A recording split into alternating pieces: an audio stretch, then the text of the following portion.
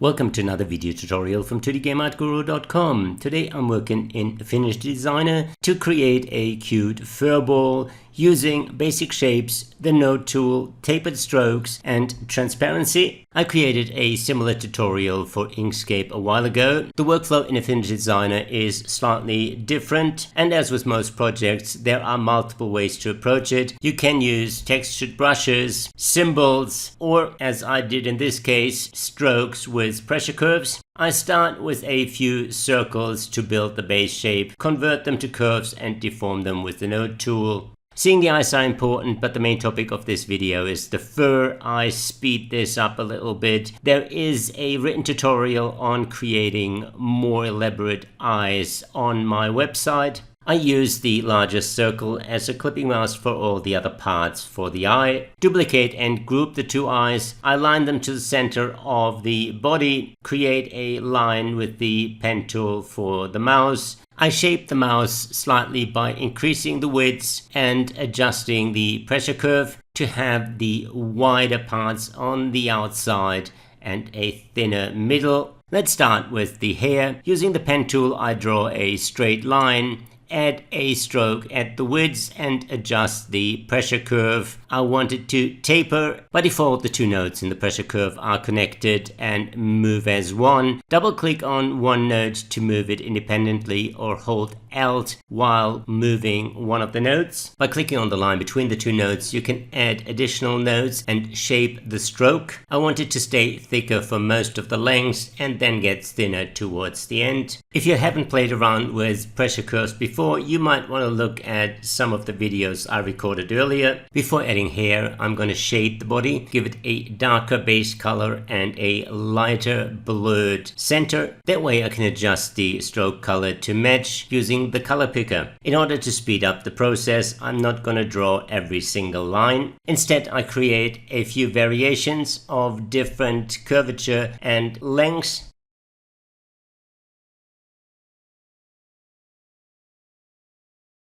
I duplicate these, scale them down and create a cluster of hairs. I vary the scale, the rotation and the color slightly. For tasks like this, working with duplicates is a quick and easy way.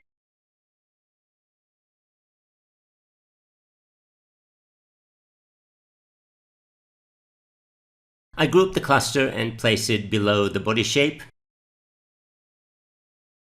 I duplicate, rotate, scale and reposition to create the hairs on one side. The reason I'm working with duplicates rather than symbols is the ease of changing things without having to turn the sync on and off. I want to be able to easily create minor variations. I adjust the colors of the hair to be darker at the bottom.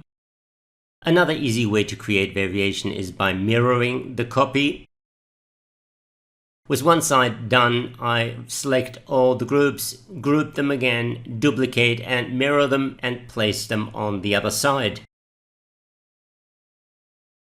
I duplicate one of the clusters and place it on top of the body. I use the darker color of the body for the hairs and give them a transparent gradient towards the roots. I darken some of the strokes and lighten others to create a less uniform look.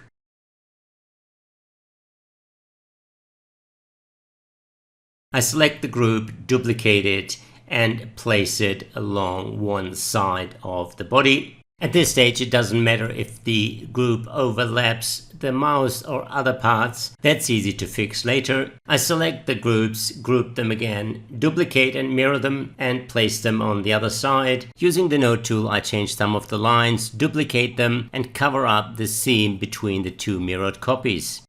I duplicate one of the clusters, place it at the top and adjust the colors.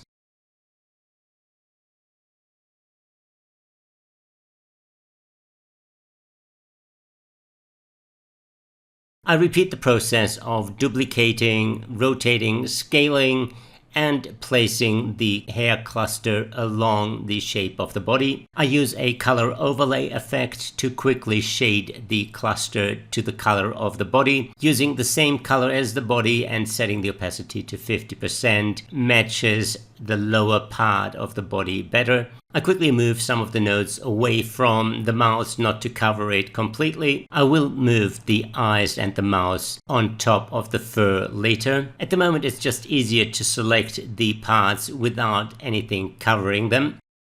I duplicate the left side, mirror it, place it on the right side, and duplicate another cluster to fill the empty spaces.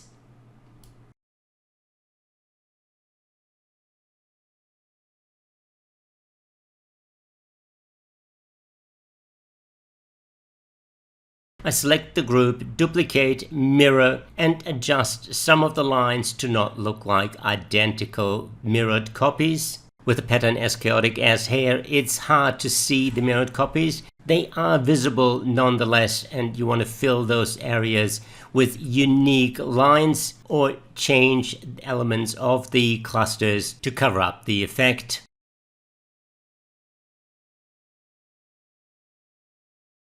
At this stage, I cut the eyes and the mouth and paste them in a new layer above the fur.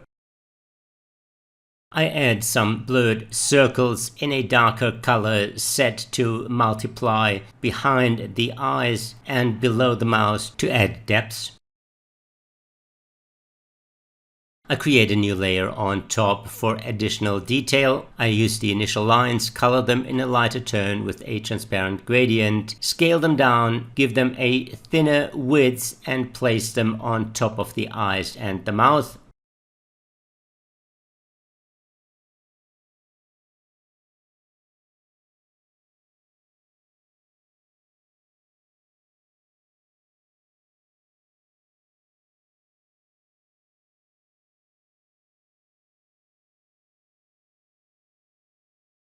I use more of these thinner lines to fill the remaining space.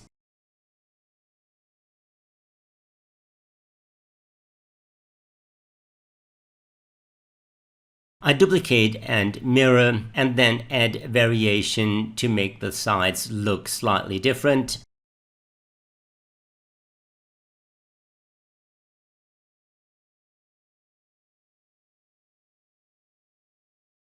For more variation, I add some darker hairs as well.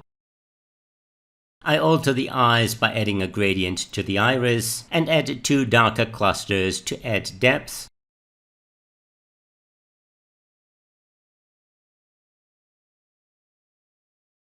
Lastly, I add a drop shadow to the layer with the hair to make it stand out from the background. As with every design, there is a lot more that can be tweaked and altered. I just change the eyes a little bit, set them inwards to look a little cuter, and call this done. With this many shapes, recoloring can be a problem. The easiest way is an adjustment layer. It changes everything below. I can take the eyes and move them above so they don't get changed. I keep my blue eyes and change the color of the critter by adjusting the U shift. Seeing this is just a quick fix, I recorded two more videos, one using brushes, the other one using symbols and global colors to show different approaches to the same problem. I hope you enjoyed this video. If you did, please subscribe to my channel, leave a like, click on the notification icon, and I will see you again soon.